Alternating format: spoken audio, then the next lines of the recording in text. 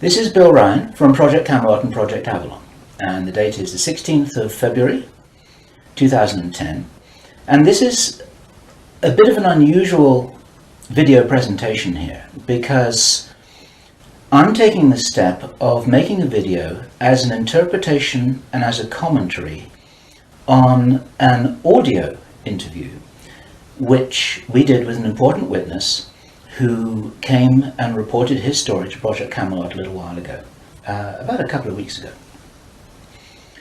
And as with many of our witnesses, this person wanted to remain anonymous, but he has agreed that we transcribe the audio, and so we've got this as a transcript.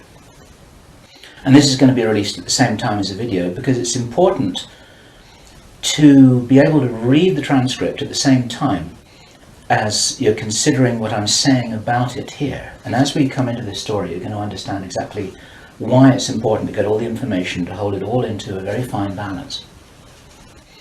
Now, this is a British person, and he worked in the British military for a number of years.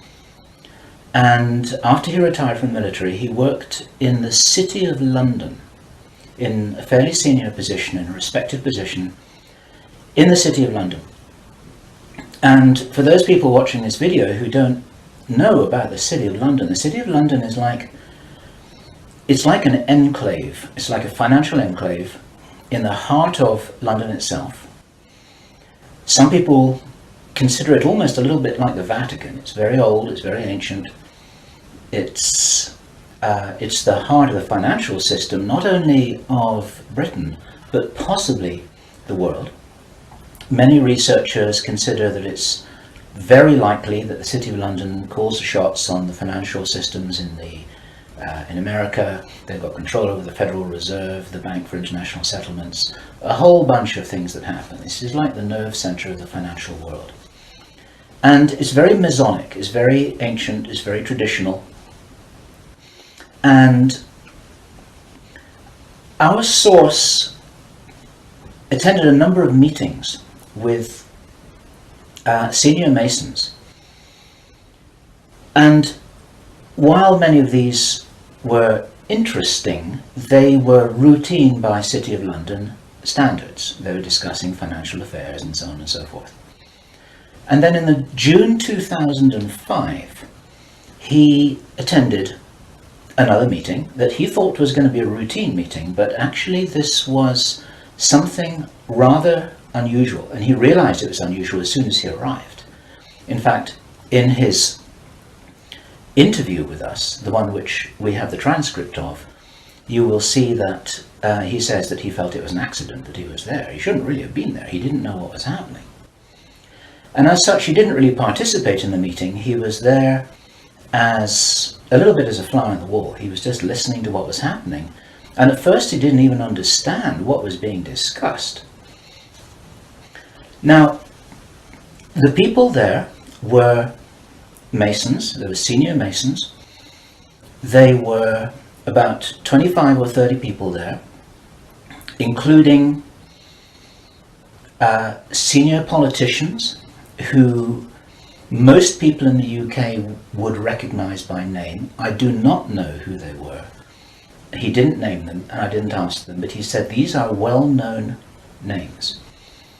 The chief of police was there, representatives from the church, representatives from the military, 25 or 30 people. And as he listened to this story being discussed, it was an informal meeting. It wasn't like at a big table with kind of notepads and water glasses and minutes and an agenda and a chairman. There were just people in a room who were talking about all of this stuff. And what they were talking about was a plan that had clearly been made a long time ago. And what they were discussing was they were discussing the implementation of this plan. They were discussing how things were going, whether they were on track or not. And what for example, to give a flavor of this, they were discussing between them some of the problems that they had in the implementation of their plan. And as this little presentation continues here, you will realize what the plan was, and I'm going to be revealing this in very much the same way as it was revealed to our witness and as he revealed it to me, bit by bit, step by step. The first thing that he heard was they were talking about the fact that Israel didn't look as if it was getting prepared to attack Iran anytime soon. This was a problem. Even back in June 2005, they were apparently concerned that what it was that was planned on some kind of a timeline wasn't rolling out according to schedule, and this was an issue for them. So that attracted his attention very quickly, because he'd never been in a meeting when this kind of thing was discussed. Then they were talking about China and how powerful China was getting, both militarily and financially, very quickly, and that the Japanese weren't doing what they were supposed to do, which was to interfere in some way with the Chinese financial system. They weren't doing that, and this was another problem because China was getting too strong too quickly. Other things that were discussed were, for example, the coming financial crash, the centralization of resources, everything that we saw starting to happen in October 2008. They were planning that and referring to it in their meeting in June 2005. So there was clearly a rollout of some plan here, and he was quite shocked the more that he heard, and when he really realized what was happening, he was extremely shocked. And one of the reasons why I'm giving this video presentation now is to soften the blow and interpret this a little tiny bit, because it is shocking information. And what I also want to do is I want to try and differentiate out between what it was that he reported, because he'd heard it with his own ears, and what it is that is his speculation and my speculation about how all this fits together. It's very important information. We need to know this stuff. Even though it doesn't look like it's going to be on track, I don't think this will happen. I think that there are a bunch of crazy people there who are extremely determined to do something, and they were in a hurry, and this is important to understand. They were in a rush to try and roll out this sequence of events. Now, what he described is what the sequence of events was. It starts with Israel attacking Iran. Now, this hasn't happened yet. There have been a number of indications that there are forces which are trying to push this into happening. You've only got to follow the news for the last 2 years to realize that the public is being prepared for a justification for this kind of thing. Iran is being set up as being the bad guys that deserve something to happen to them, and so on and so forth. Now, that's going to be the start of what is like the opening gambit in a big chess game. And the plan is to provoke Iran or China to retaliate. And our guy, our source, who is a military man, is privately as convinced as he can be, although this has never been made public and this is not publicly known, that Iran does have nuclear weapons. He believes that they have been provided by China behind the scenes.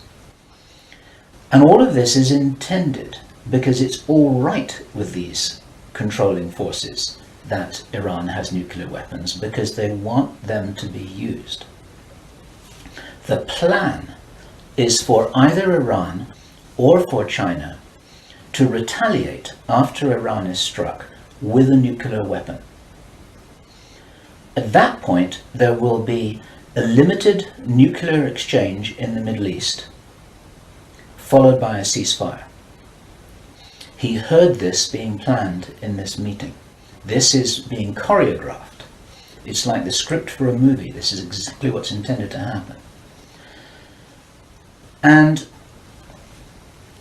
during this time, the other thing that's being set up for this, and many people watching this will be aware that this is being set up in the background. We've had a lot of information about this from a number of good researchers from many countries who are reporting this on the internet, that things are being set up in many of the Western countries for there to be heavy controls over populations, martial law, increased powers on security forces who are not just the army or the police, but in Britain, for example, our source said that he absolutely knew personally for a fact, that a very large number of private security people, their powers were being increased to give them the ability to arrest people, the ability to detain, the ability to handle riots in streets. And here we're talking about just regular people working in private security, people who give the parking tickets on the streets.